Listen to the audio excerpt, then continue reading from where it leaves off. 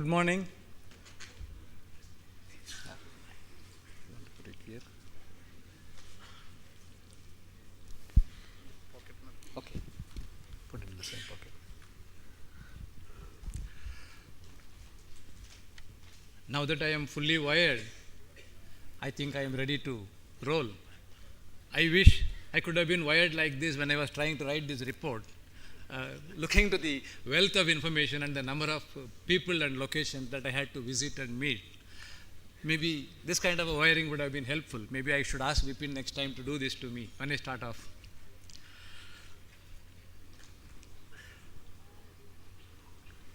Now we have spent roughly a year now since the last report. And what is it that we are having to see in terms of how the sector has grown, how it has performed, where it seems to be going, and is it aware of where it seems to be reaching?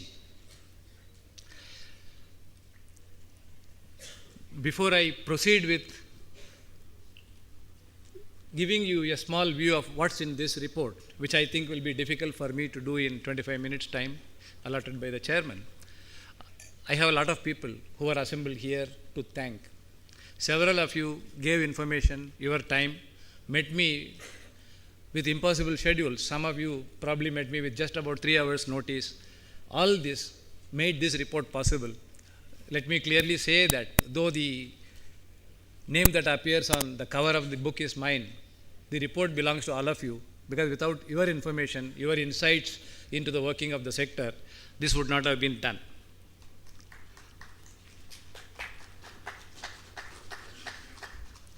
So what does the sector look like having traveled from the last year to the current year?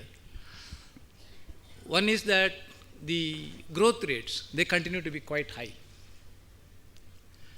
It is not very surprising looking to the last 3 years' movements that the sector has made. The surprise in the current year was that the microfinance institutions, they added more clients than the SHG bank linkage program. This is a new development.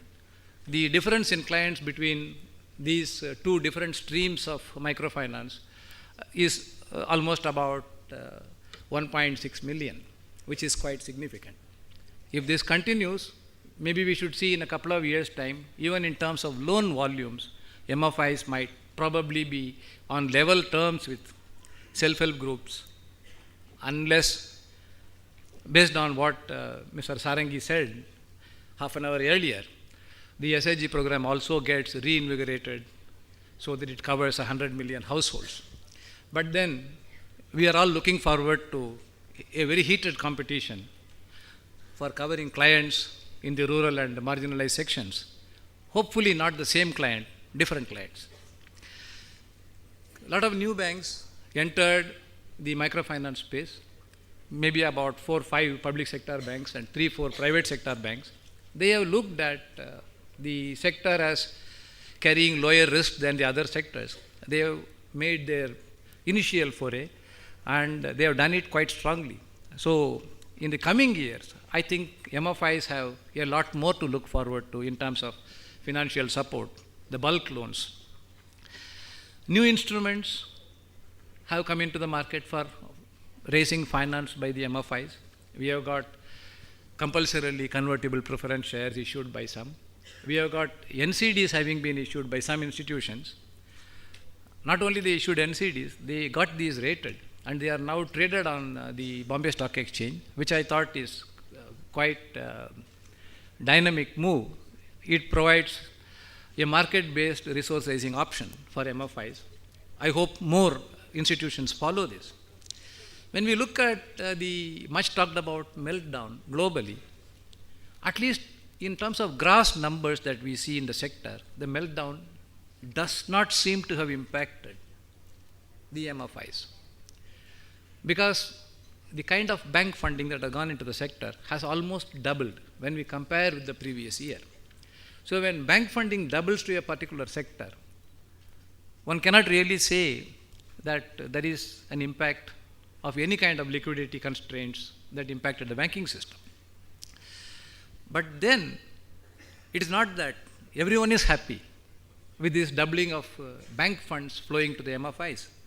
The small and the mid-sized MFIs, they do have significant problems still. The re-rating of risks of the microfinance sector, which banks have done internally, they have thought that the larger sized institutions are less risky, but they are not too sure still about the small ones, and they are somewhat uncertain about the mid-sized ones. So when we actually go to the field, we do find that the smaller and mid-sized ones saying the meltdown has impacted funds flow to them. But when we actually look very closely into what is the nature of this problem, it is not that they are unable to maintain their existing clientele. It is not that they would be unable to maintain a reasonable growth rate, but they are unable to post exponential growth. If they want to increase their loan volumes by say 50%, 80%, 100%, which is what they are accustomed to, which they have seen the bigger ones doing in the previous years, that kind of funding support possibly is not forthcoming. So when we talk about small and medium institutions not getting bank support, it's more a failure of expectations, not a failure of financial flow as such.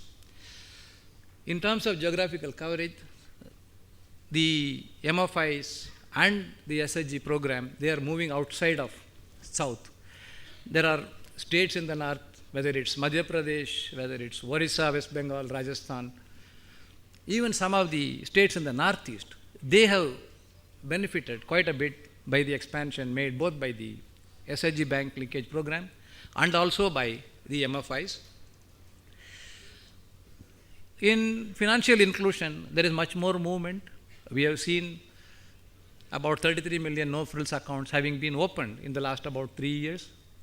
Last year, the banks have reported that about 85 large banking correspondents have been appointed by different banks, and these correspondents were instrumental in getting about 8 million accounts opened in the last year alone. Maybe this holds the promise that in the next year, we will see a rapid scaling up of the inclusion initiative. It has its own implications for the microfinance sector. Some numbers, if we have to look at the banking system through the self-help groups, you could see that they are now covering 54 million clients. This is about 4.2 million self-help groups into an average of around 13 members per group. That is the kind of calculations that have gone behind this. But in terms of loan volumes, there is a significant spike. It has gone up by about more than 45% or so. We could see that almost 24,000 crores. I think 241 billion doesn't make sense to a lot of us here. 24,000 crores is the amount of outstanding loans that the banks have extended to self-help groups. In the case of MFIs, again the growth rates have been quite impressive. It's almost 100% growth that they have achieved in loan volumes. And in terms of clients also, there is a very significant increase. They have gone up from 14 million to 22.6 million, which is a significant step up. Overall, the sector in loan volumes has grown by about 30% if you bulk all microfinance clients together. This kind of growth, unlike in the previous 2 years, comes on the top of a fairly large base, which is a very significant thing.